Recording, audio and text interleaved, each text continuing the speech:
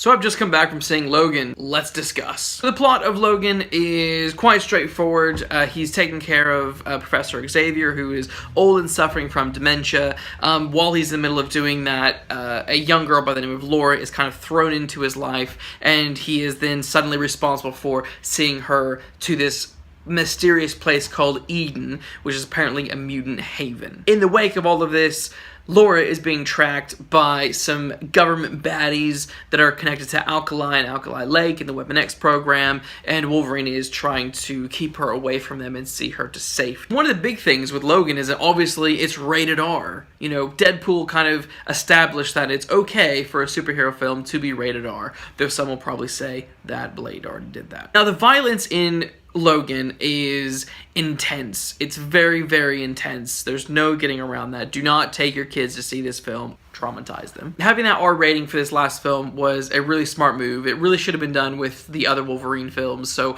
I'm glad in this final outing they were able to do that, because it really amped up the intensity of the film. While the violence is very gruesome and in your face, it's not necessarily gratuitous. It really fits the nature of the scenes and the nature of who Wolverine is. What's different about Logan compared to the other X-Men films is this is very much a character story. So this is really about Xavier, Logan, and Laura, and their kind of triangular relationship.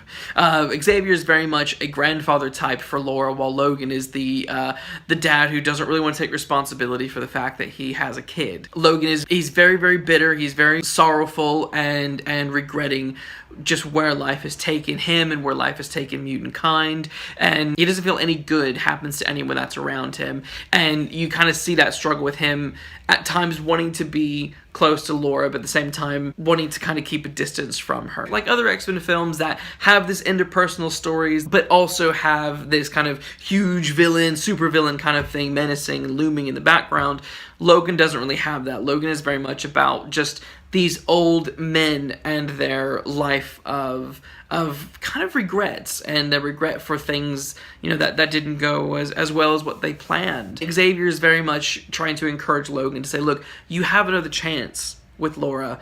Don't screw this up. The villains of the film, everything is related to this Alkali project. The three main villains, you have Pierce, who's the robot arm guy, who is the kind of the muscle sent out to retrieve Laura and bring her back in after she had escaped. His character was cool. There was no real kind of issue there. He's just kind of the leader of the henchmen and just there to be tough. Then you have the kind of the guy behind him, and that's Dr. Rice. They drop some sort of comment that he's related somehow to Stryker. Either that's his son or his son's son, something like that. Dr. Rice, you know, he's not really like a supervillain per se. There really isn't like a typical supervillain, X-Men-y big villain in this film. The government is behind it, and there's this bad fraction within the government. So we don't really get a lot of time to understand or know who Dr. Rice is. Like every X-Men film, there has to be some sort of big confrontation. We're introduced to what will be his final battle. What's happened is Dr. Rice has perfected his cloning ability and his weaponizing ability of the mutant gene,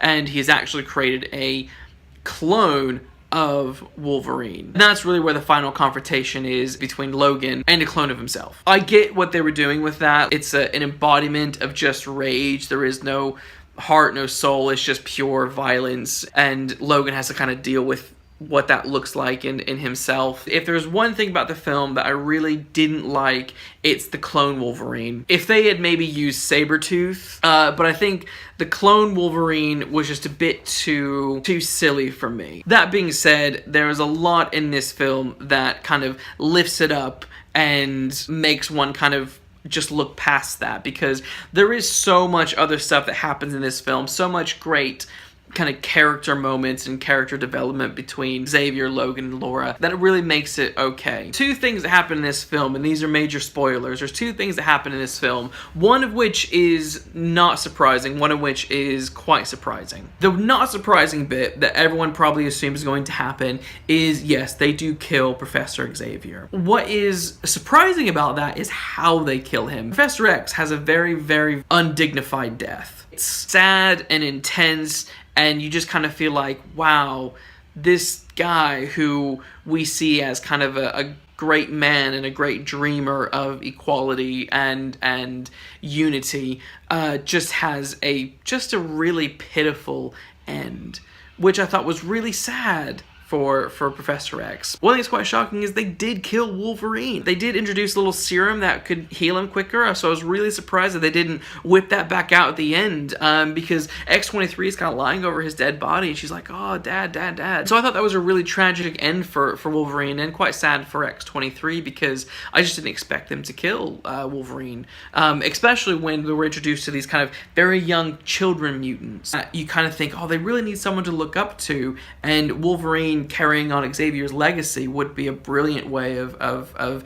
him teaching new students, but they don't do that. They kind of kill anything that's old X-Men is gone in this film. Overall, I would say Logan is a very strong film. It's very much a standalone. I really couldn't tell you where this fits in with the X-Men timeline. It could fit in past Days of Future Past. Logan really feels like it's just a standalone film. It's kind of like Wolverine Origins, which is terrible and doesn't fit with the rest of the X-Men timeline.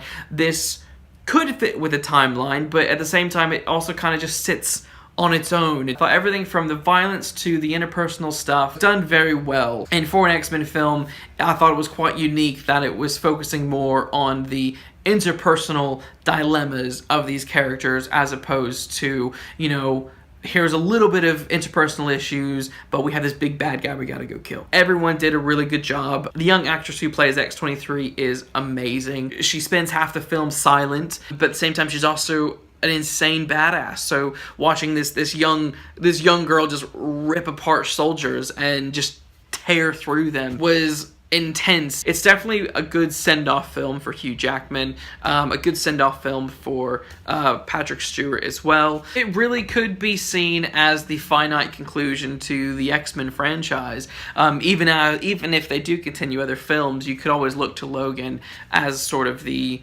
end of that series. Those are my thoughts. What did you think? Comment below and let me know.